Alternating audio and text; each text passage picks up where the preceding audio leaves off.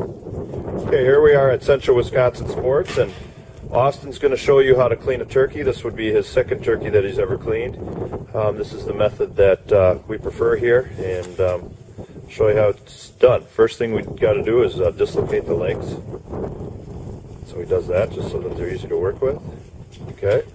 After he's got the legs dislocated, he's then going to take his knife and he's going to open up skin out the breast a little bit there. Okay. He's going to set the knife down and he's going to split that wide open.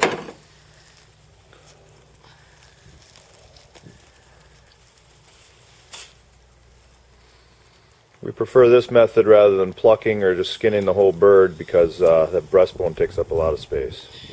Alright, in the event that you got a lot of fat on the bird, you're going to have to, you don't want that on the breast, so you're going to butterfly that off and make sure you don't poke the crop. Austin's going to poke the crop with his finger right now. Show you where it is. That's the gas bag, that's where their food first goes in. They grind up later in the gizzard, so Austin's going to pull that out so we don't get into any problems with that, and then cut the fat off over here on this other side as he goes.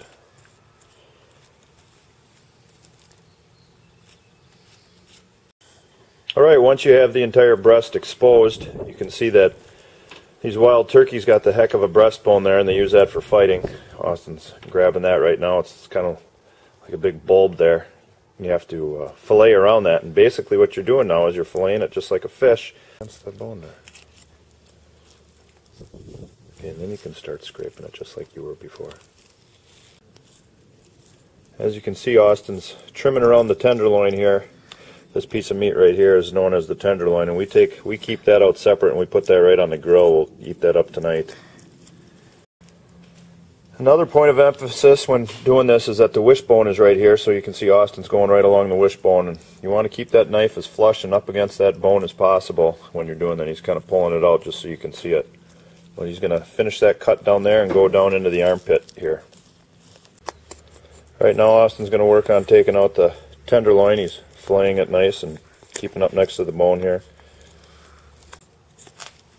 There, he's got the tenderloin out. You can see that's a nice little fillet for the grill there, and nice and clean. Put it in the bucket. Always have a nice bucket and some paper towels next to you. Then he's going to finish filleting out the breast. Okay, when you get down into the armpit area, it gets kind of dicey here. You just cut as close to the bone as possible and get down into the armpit where the breast goes into the wing area and cut that off. Okay, and there we have one whole breast. Got to take some feathers off of that. We'll do that in the sink, and you can see how clean Austin got it off of the carcass there, and we'll do the exact same thing to the other side. But when you start on the other side, you can just start right there and cut right of there and go around to get all that extra meat off of the breastbone. Okay, as you can see there, breast meat is, for a little guy, is pretty clean for him cleaning his bird. And now he's going to go and take off the leg meat. A lot of people don't do this. I think it's a waste. You put this in the slow cooker all day long and you keep that covered with water and a can of golden mushroom soup mix, and it falls right off the tendons and the bones.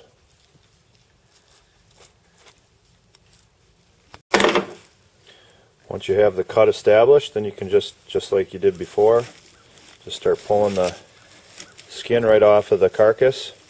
Nice and clean, as you can see Austin's doing. Go back up towards the knee joint and start pulling that off. Okay, you can see now that Austin's got the leg all skinned out here nice, and he's pointing out to you that there's a nice medallion of meat right in there. A lot of people miss that and ignore it, and that is some good tasting stuff right there. And so then he's going to fold the leg back over, make sure it's dislocated so that he can see the inside of the hip joint there, and he is going to just start filleting along that right next to the bone. You can see the hip bone right there. Keep that up there as close as you can. Hold the leg up.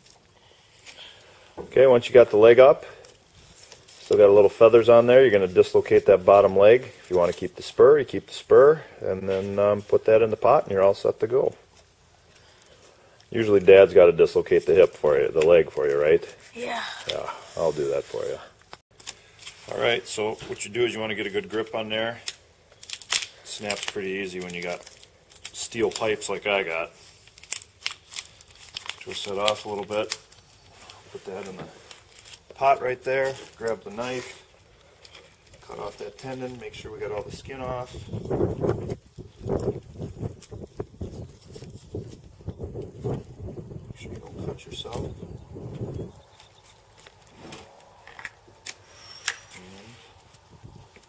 It's off. Got to keep the tag until the animal is devoured, so we got to put that in a safe place.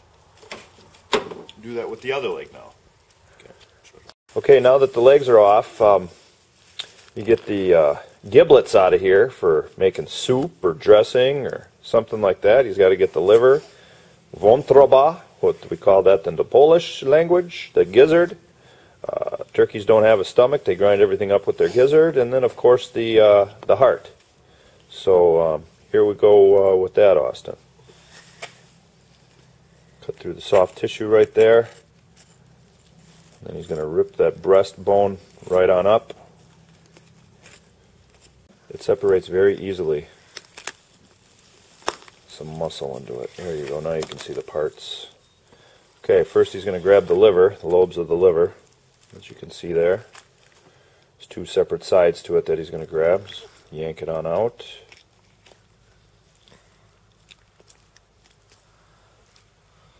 Okay, that's half the liver right there. Okay, he's got that liver out of there. He's going to take the gallbladder. That's the gallbladder. He's going to cut that off.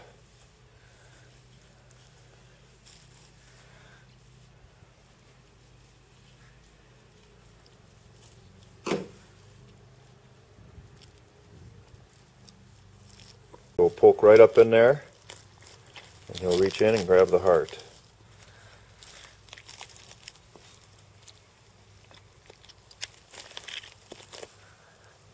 See the heart on the, it's going to take it out of the pericardium or the sac that it sits in.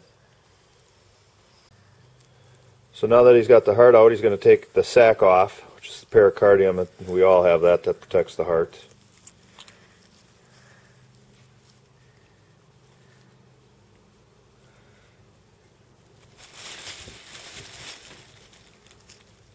Rip that right on off. And lastly is a gizzard.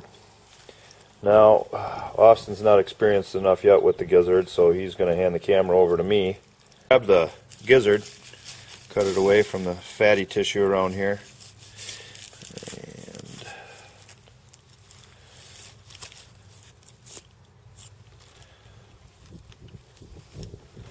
what I like to do is still keep it attached, and then I'll start cutting it in half here.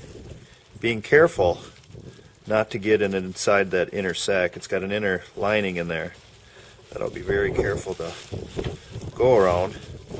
Once I get around it, I slice that right on open there. This is everything that it's eaten, all its contents there. I cut right around that there. We have a nice clean gizzard.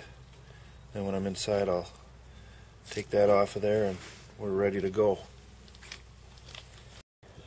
Okay, then what we like to do just for fun, just because we're weird like that, is we like to see what the turkey's been grinding on in his gizzard, see if there's, sometimes you can find some pretty interesting things, but you want to be done with everything because this makes a mess. You can see that there's a lot of rocks in there, and that yellowish color means that he's been eating a lot of waste corn.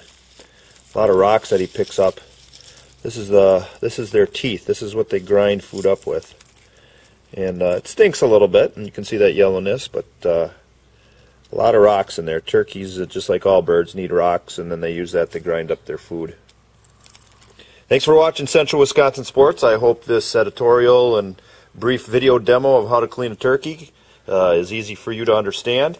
Obviously, it's easy enough for an 11-year-old boy to do it just on his second cleaning of a turkey.